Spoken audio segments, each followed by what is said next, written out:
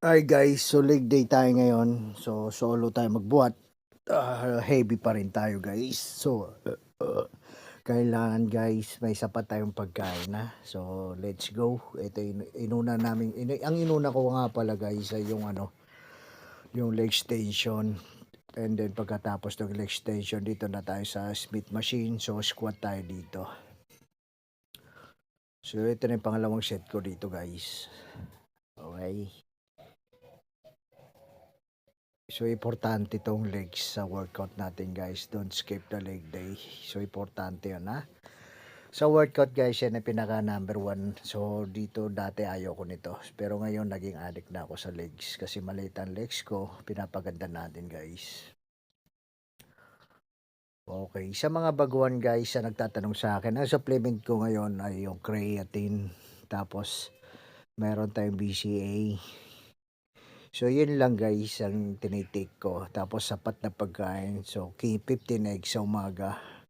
2 kainan and then 1 kilong tilapia. Yun yung protein ko guys.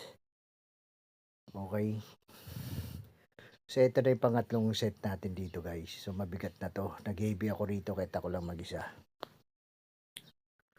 Okay. So, let's go. Yan.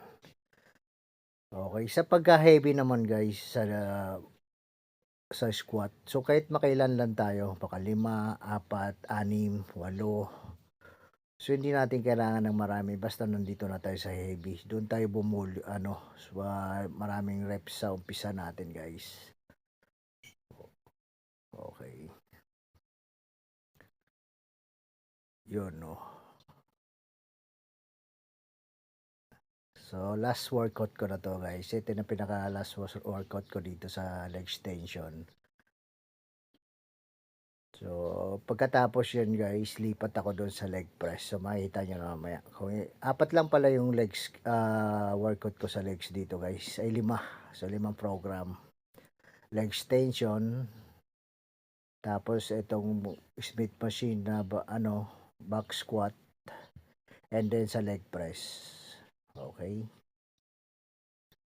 Ito yung pangatlo natin sa leg press guys. So dito mabigat na to sa akin kasi wala tayong spotter. So hindi natin kailangan na Yun. So pagkatapos natin yung workout natin guys, huwag natin kalimutan mag-flex. So para nakikita natin yung pump ng muscle natin, okay? So katulad ng ginagawa ko, nagpo-posing talaga ako guys. Yun di ba? So makapal na rin tayo guys.